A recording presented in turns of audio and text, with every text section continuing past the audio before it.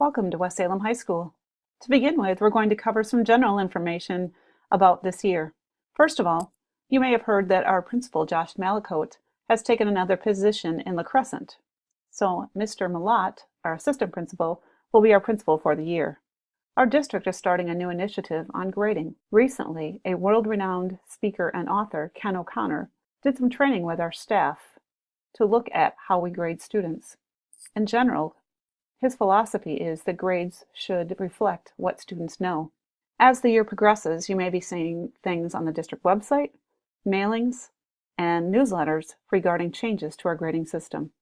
Just a note that the first day of school is on a Tuesday and it has a 3:10 dismissal. Generally, Tuesdays have a 2:40 dismissal except for the first day of school. We've also had a few changes with our parking lot. The buses used to drop off students by the district office. Now, buses will be pulling into the parking lot and dropping off students.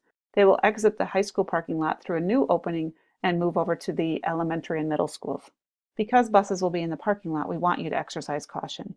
Something else that will be new at our school is something called Academic and Career Planning, otherwise known as ACP. We have a new guidance counselor, Jessica Tripp, who will be in charge of the ACP for grades 6 through 12, as well as working in our Student Services office along with Mrs. Arntz. Academic and Career Planning is an opportunity for students to learn more about themselves, their skills, their interests, their strengths, to figure out what they want to do after they graduate from high school. There will be activities planned throughout the school year that will help students to learn and grow. As parents, we encourage those kinds of conversations at home that may lead to discussions of what you want to do after high school. Now for our technology information. The first thing you'll receive is a laptop bag. Please check inside for the strap. The bag will have an ID on it. We ask that you leave that in there so that we can identify your computer if it's mislaid. The computer will have a case which must remain on. For some of you, the case may have some flaps broken off, and so they are taped on, and our administrators have asked that you keep that tape on. Of course, the most important part is our 11-inch MacBook Air, and in addition, the power cords. There are 3 parts to the power cords, and we make that known so that you make sure that you have all the pieces, and you turn them in the spring. Your power cord is identified by your name and matches your computer. Please keep in mind that the duck head is removable from the power cord, and make sure that you turn that in at the end of the school year. So as soon as you receive all of your items, please make sure that you have all of the components and report anything that is missing right away so that you can turn them in the spring. Sophomores through seniors, you are getting back your same computers and they're being returned to you in the same condition that you turned them in. Keep that in mind as far as keeping them clean. When wrapping your power cord, please raise the little clips on the sides of your power block, and before wrapping the cord, make a loop at the top. This will protect the cord. If you look in the upper left-hand corner, you'll see a cord that is wound incorrectly, and then on the right-hand side you can see how that damages the cord. In addition, because those cords are very thin, we want to make sure they're not getting caught on things. For example, like being stepped on, rolled over, or caught in the recliner. Something else that causes problems with our power cords are pets. Quite often, pets like to chew on the power cords, so please keep your power cords away from your animals. Your power cords should be with you at school, so please put them in the front pouch of your bag and bring them to school with you every day. As far as charging your laptop, the 2 extremes are not good for your laptop. You shouldn't allow it to be plugged in 100% of the time, nor should you let it go into the red all the time. So it's a good idea to be charging throughout. In temperatures, you want to keep your computer from extreme temperatures. So avoid having it in the car on a hot day or on a cold day. If it should experience extreme temperatures, try to let it come up to room temperature before you try to use it. Cleanliness is important with your laptop. Making sure your hands are clean, but also the area that you are working in is clean is important too. Although this artwork is quite talented, we do not encourage you to write on your laptops. If you need to jot down a note, please use a sticky note.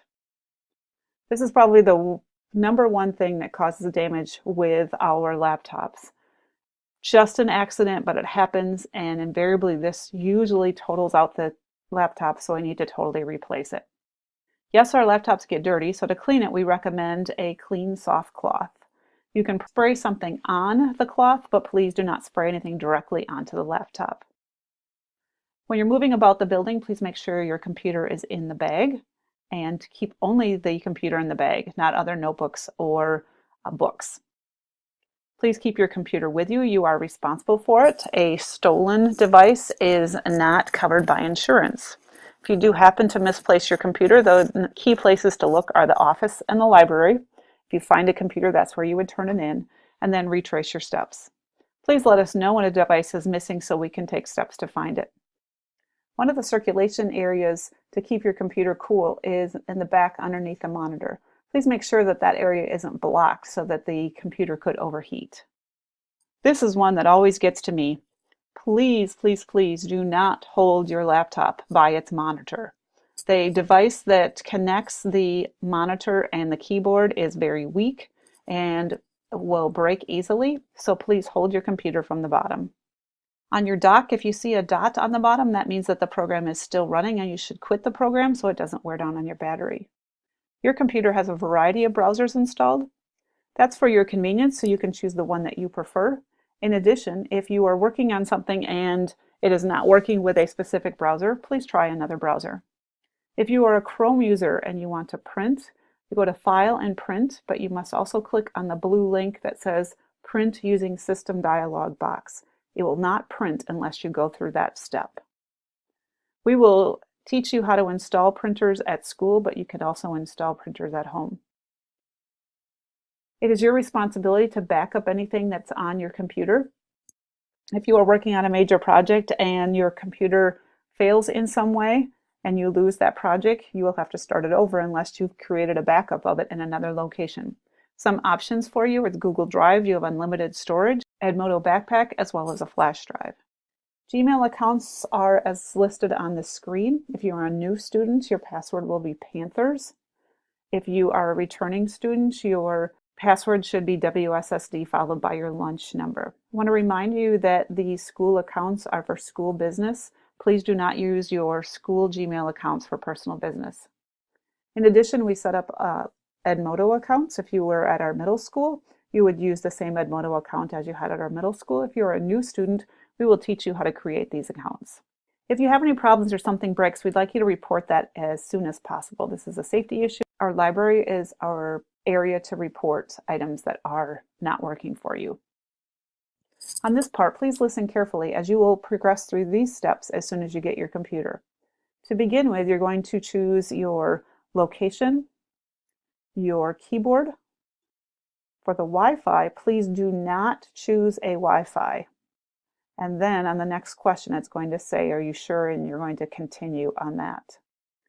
You do not need to transfer any information at this time. You may enable location services. Agree to the terms and conditions. A pop-up will appear and you'll have to press agree again. Now in this part where you're creating your computer account, the first thing it's going to ask you for is your full name. So type in your first and last name. And then it's going to ask for an account name. It will automatically pop up your whole name in there. Erase that and put in the first 3 letters of your last name, the first 3 letters of your first name, and your grad year. You can see an example on the screen.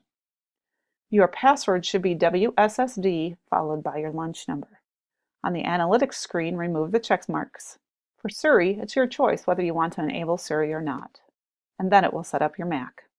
If you have any problems, remember, use the Student Help Desk email. Just a few things to consider as we finish up. As a district, we are very fortunate to have the technology that we do, and that's something we shouldn't take for granted. For our technology to work, it requires a partnership. Everyone has responsibilities. First of all, the school. We filter items at the school to protect our students. However, you need to know that that filter only happens at school. When the computer leaves the school grounds, it's no longer filtered. It's the parents' responsibility to make sure they know what their students are doing on the computer.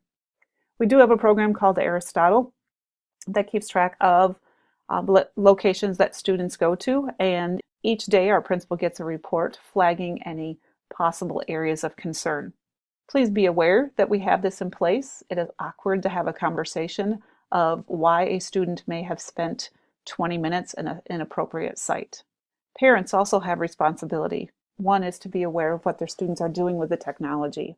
It's okay to take the technology away if necessary, and we will work with you in partnership if you need to have the computer kept at school because of things that are happening at home. By all means, contact our principal and he can have that arranged. And finally, students, your responsibilities include time and place, which basically means, are you using your technology correctly at the right time and the right place? So we give you freedoms with your device and allow you to do personal things on your device, but make sure that that's not interrupting with any of your educational things that you should be doing. After all, these were purchased for education. A little bit about our insurance plan. Basically, parents have two choices. One, they can opt out of the insurance altogether. If they do, any damages whatsoever are 100% the responsibility of the family. If you change your mind and you decide that you do want insurance, you can purchase insurance. However, your device, bag, strap, and power cords must be brought in to be inspected by our technicians to deem that everything is okay before you purchase your insurance. After all, you can't purchase insurance after the problem has already occurred. Insurance is $50, and if something happens, an accident happens, perhaps your device falls and the screen breaks. The first time something happens, there's no additional cost. The school pays for the fix and the device is returned.